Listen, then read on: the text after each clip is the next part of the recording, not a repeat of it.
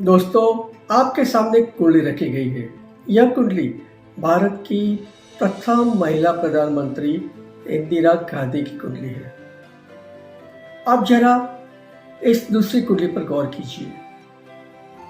यह कुंडली है ठाकुर नाम के एक जातक की। चलिए इन दोनों कुंडलियों को हम एक साथ देखते हैं। अब हमारे सामने है इंदिरा गांधी और ठाकुर। इन दोनों की कुंडलियां बिल्कुल साथ साथ। आपको इन दोनों में कुछ खास दिखाई देता है? कुछ ऐसा खास जो दोनों कुंडलियों में समान हो, बहुत हद तक समान हो। चलिए हम भी आपको इन दोनों की कुंडलियों की एक बहुत ही बड़ी समानता दिखाते हैं। प्रथम कुंडली है इंदिरा गांधी की। कुंडली में शनि चंद्र का, गुरु शुक्र का और सूर्य मंगल का परिवर्तन योग हो रहा है। राहु केतु की उच्च राशि में है तो केतु राहु की उच्च राशि में है, मतलब कि राहु और केतु के बीच भी उच्च का परिवर्तन योग हो रहा है। इस तरह इंदिरा गांधी की कुंडली में 9 में से 8 ग्रहों के बीच परिवर्तन योग हो रहा है, 8 ग्रहों के बीच। और परिवर्तन योग किसी भी ग्रह के बल को उत्तम कक्षा का बल बना देता है। आप कह सकते हैं कि इंदिरा गांधी की कुंडली में 8 ग्रह अपना उच्चतम बल प्राप्त करके विराजमान है। 8 ग्रह। ऐसी कुंडलियां बहुत कम होती है और जो भी होती है वो असाधारण होती है। इस कुंडली के ग्रह योगों ने इंदिरा गांधी को भारत के प्रधानमंत्री का पद दिलवाया और भी कई उपलब्धियां दिलवाई। अब ठाकुर की कुंडली पर गौर कीजिए।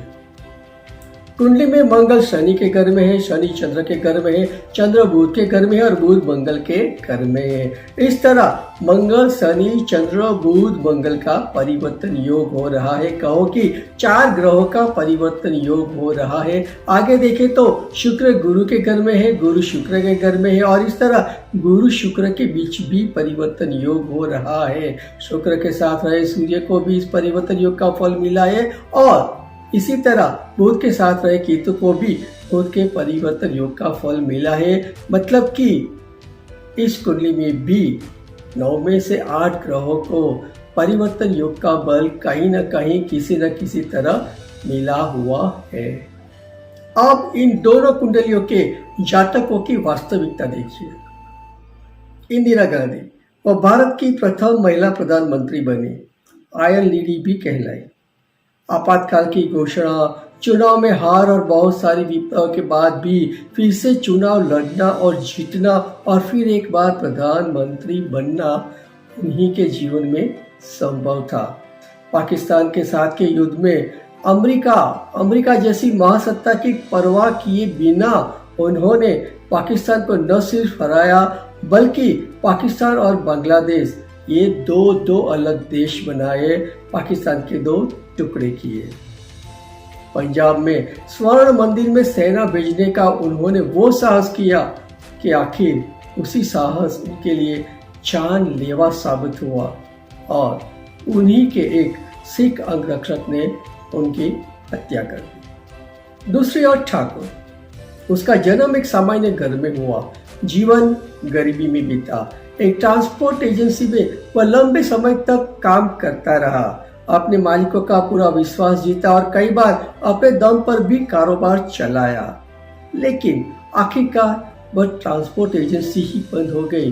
ठाकुर गुमनामी के अंधकार में न जाने कहां खो गया।